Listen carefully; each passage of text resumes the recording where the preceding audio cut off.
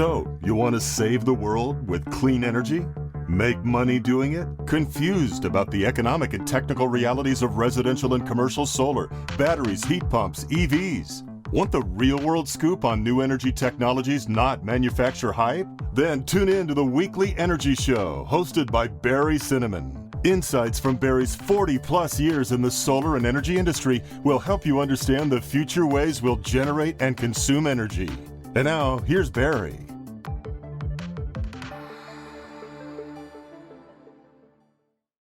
Welcome to this week's Energy Show. Now, this week we're talking about fuel cells. Now, a fuel cell is an electrochemical cell that converts the chemical energy from a fuel into electricity through a reaction of hydrogen or another hydrocarbon fuel, like gasoline or like natural gas, with oxygen. Now, hydrogen-only fuel cells are really clean. They're very benign in terms of emissions. Basically, when you combine hydrogen with atmospheric oxygen, you just get water. The water vapor comes out perfectly clean, almost no emissions.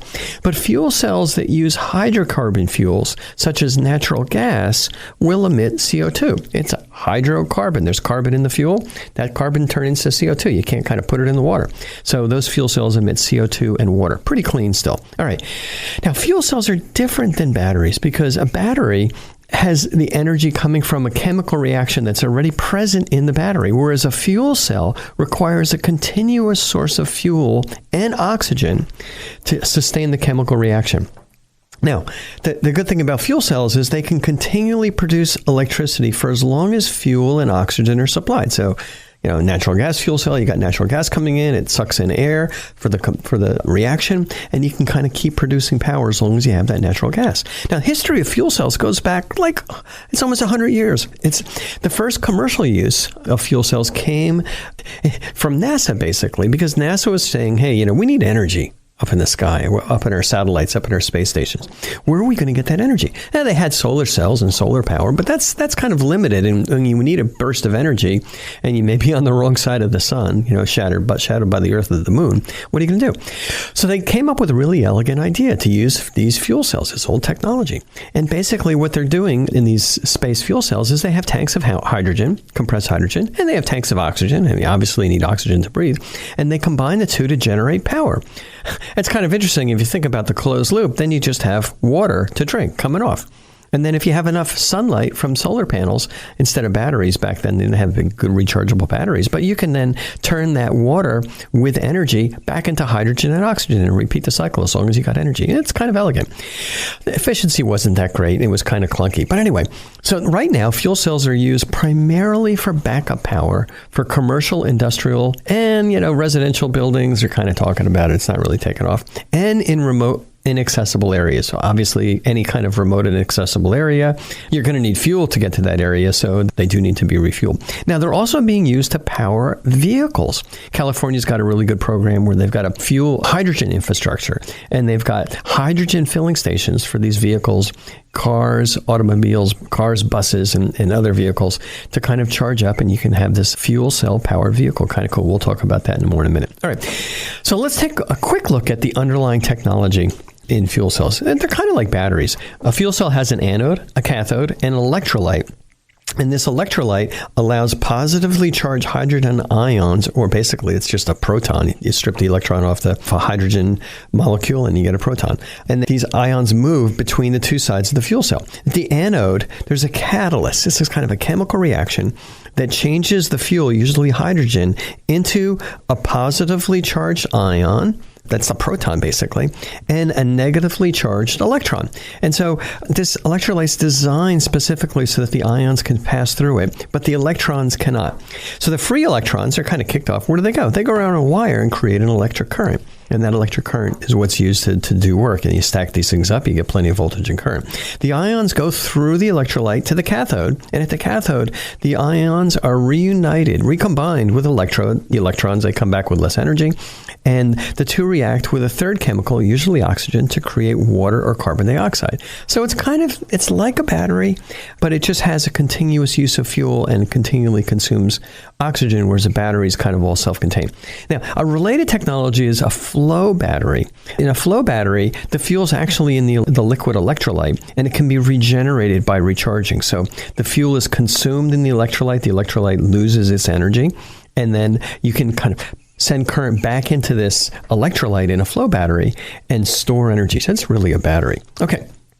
Now, individual fuel cells, they're kind of small. They put a relatively small amount of voltage out, about 0.7 volts. It's not really unlike the batteries that we're used to. You know, every battery, whether it's a AA, AAA, D cell, C cell, they basically all put out about 1.5, 1.4 volts. Fuel cells put out 0.7. When you need more voltage, you stack these cells up. If you want like 1,000 volts out of a fuel cell, yeah, maybe you'll have like 1,300 batteries or so. 1,300 of these individually stacked cells, place them in series, and you can get that voltage up there to meet whatever requirements you need. Now, in addition to electricity, which the fuel cells produce, they produce water. Okay. They always produce heat. Any kind of chemical, any kind of reaction always produces heat. You get energy and you get heat. It's entropy. And depending on the fuel source, you might get some nitrogen dioxide. So if there's it sometimes combusts some of the nitrogen in the air. And if it's a hydrocarbon-based fuel cell, you'll get CO2, which is a greenhouse gas emission. Now, you got to remember, it's not just these cells. It's a complete system. So you need an enclosure, and depending on how big the fuel cell is, you're going to need a big enclosure. You'll need controls to operate it, to monitor it. You'll need electrical equipment so you can step the voltage up or down to whatever the building is using. And obviously, you need the fuel cell and the fuel. So what's new with fuel cells? Why are we talking about this? This goes back to 1838. This technology is steadily improving. And what's really cool is Bloom Energy. It's a Silicon Valley company. They've been around for like a dozen years. They went public this year. Congratulations.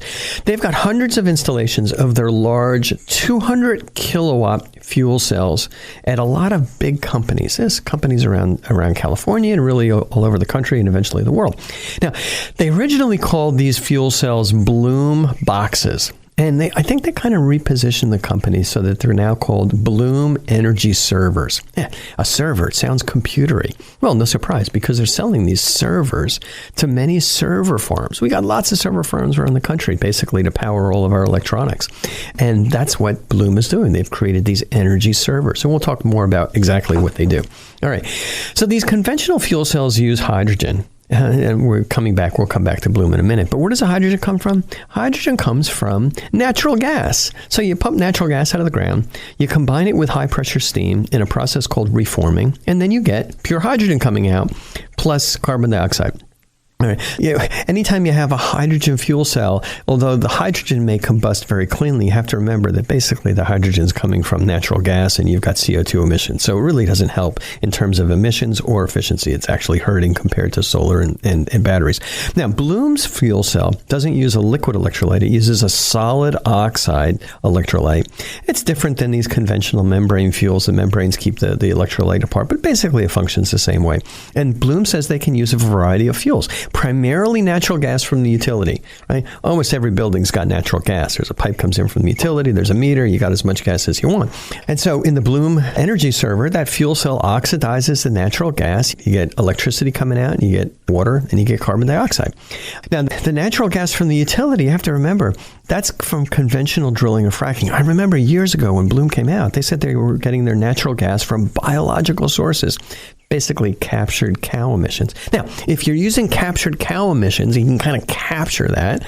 I hate to imagine the kind of process that's used for that. But if you are using this natural biogas, then the Bloom cell is really something that's renewable. You're not actually emitting extra carbon dioxide in the air. But as long as you're using natural gas, which is a fossil fuel, when the Bloom Energy Server is operating, it's polluting with carbon dioxide. Now, the other thing is from an overall thermodynamic standpoint, by taking this natural gas and running it through a fuel cell, it doesn't end up being a heck of a lot more efficient than a regular natural gas engine. It almost makes more sense to just burn the natural gas in a gas engine, which is kind of conventional and cheap, and there's other advantages, rather than using a fuel cell, or even worse, reforming natural gas into hydrogen carbon dioxide. So I kind of like the Bloom approach where they're using the carbon dioxide, the natural gas directly, instead of using a hydrogen fuel cell, which has this extra step. But you think about the thermodynamics. It's just so important to all this, and I just don't think a lot of investors took thermodynamics in college. I'm just saying. But anyway, there's lots of potential for these fuel cells, and we're going to talk about that more in a minute. Okay, we're talking about fuel cells, and there's some big advantages to fuel cells for certain applications. And this is where the Bloom is actually on the rose at Bloom Energy. Bloom pivoted from making fuel cells using renewable biogas, which was kind of cool, but not particularly available everywhere, to using their Bloom Energy Server power by natural gas. Now, and natural gas, everybody's got it. So basically what the Bloom Energy Server is essentially a natural gas-based generating system that uses a fuel cell instead of a combustion engine or a turbine engine. You can get these things from Capstone. So different ways of doing it, but it's basically just a generator. Very cool. And it's got advantages because it's relatively quiet. It doesn't have a lot of moving parts, so it's pretty simple.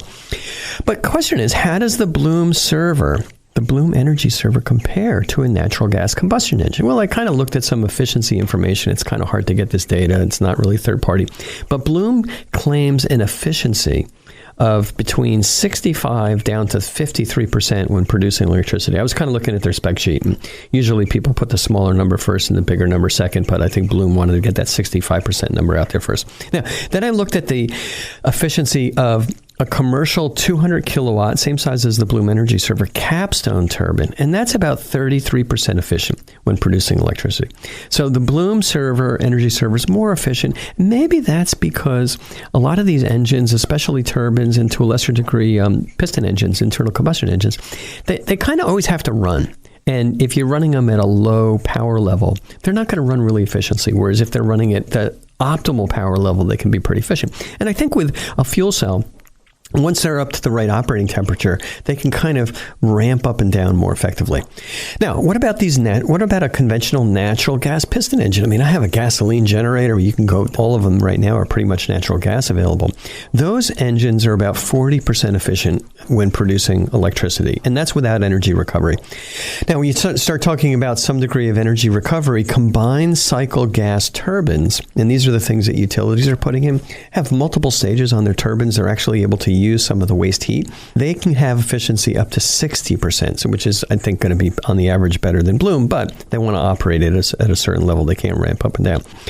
Also interesting, when you talk about the waste heat, I remember going back when Bloom initially positioned the product, they talked about capturing the waste heat to increase the efficiency. You got some heat coming off. If you can use that heat, you can claim it as a benefit.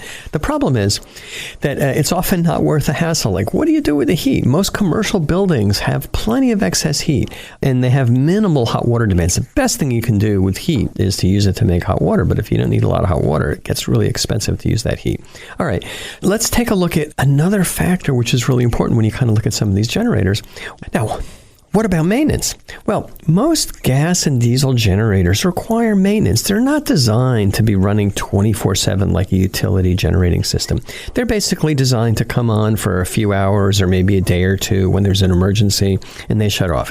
And if you run them for more than 100 or 200 hours, they're going to need service. I even remember my goofy little home generator that I've had. It's a 10 horsepower, 6,600 watt generator. I've had it for over 20 years. If I run it for more than 20 hours, I got to put oil into it. It requires some work. It's not, this thing just isn't designed to run constantly. So you look at the advantage of a Bloom Energy Server. It does have advantages. It's more efficient than an on-site natural gas piston engine. It's going to require less maintenance than any kind of on-site engine, theoretically. And the Bloom Energy Servers haven't been out there a lot. There's not a lot of data about their maintenance, but theoretically, they're not going to need that much maintenance. But downside is they're not renewable because they're using a fossil fuel. They're more expensive than a natural gas generator.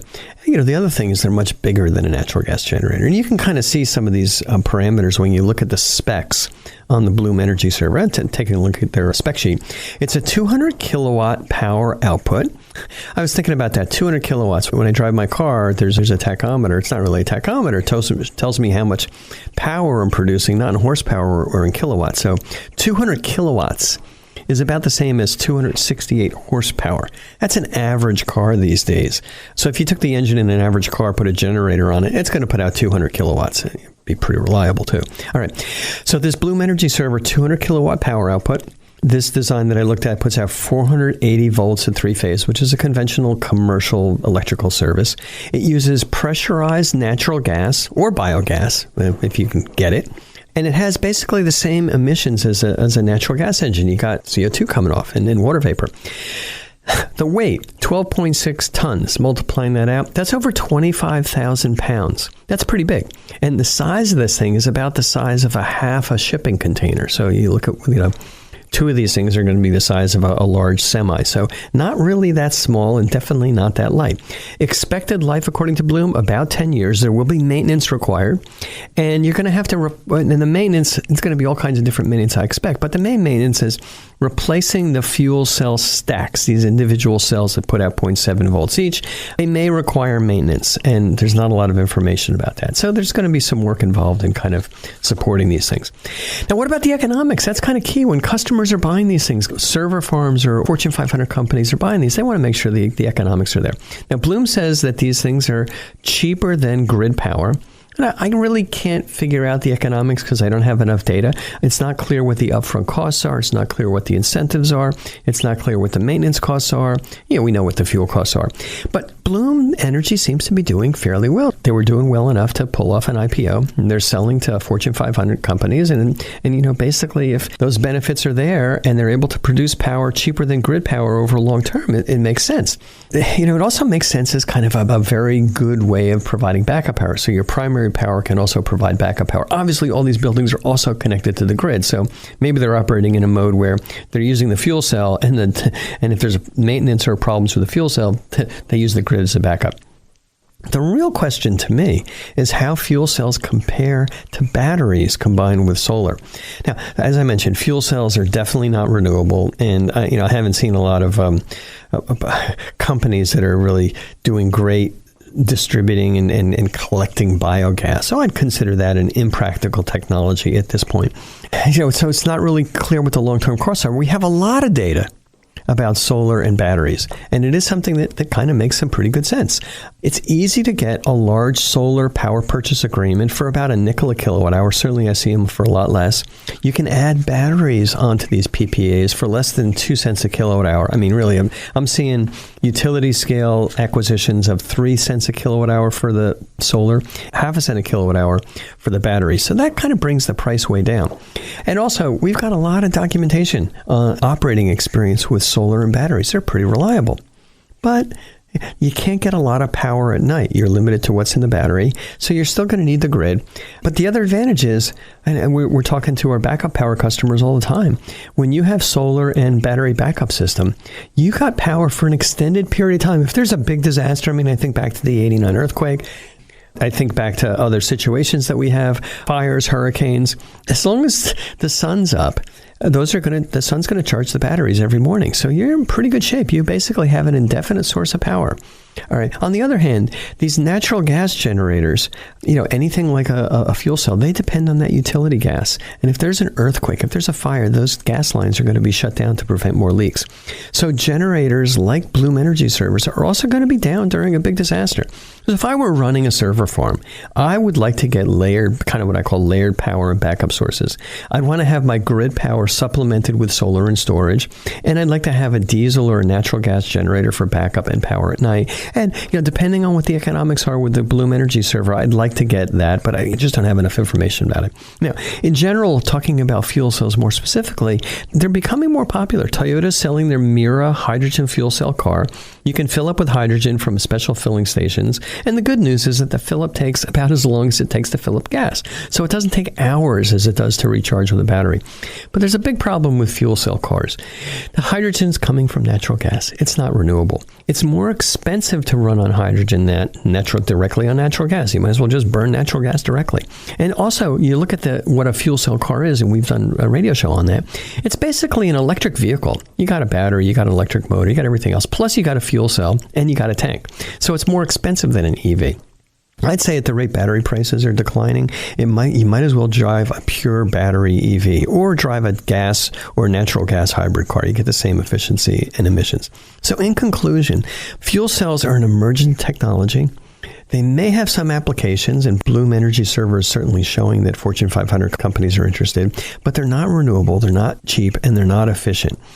I think they will get better and better, but you're still going to need manufacturing scale that's occurred with solar and batteries. Now, my friend Mr. T disagrees about fuel cells. No way, fool. So, I kind of agree with Mr. T. Until we achieve that scale of manufacturing, EVs and batteries and solar are going to be superior to fuel cells, and they're going to be much better for the environment. All right, that's all the time we have on this week's Energy Show. Thanks to all of our listeners for tuning in. If you missed any of today's show, you can go to our website at cinnamon.energy and listen to the podcast. So, you want to save the world with clean energy? Make money doing it? Confused about the economic and technical realities of residential and commercial solar, batteries, heat pumps, EVs? Want the real-world scoop on new energy technologies, not manufacture hype? Then tune in to the Weekly Energy Show, hosted by Barry Cinnamon. Insights from Barry's 40-plus years in the solar and energy industry will help you understand the future ways we'll generate and consume energy. And now, here's Barry.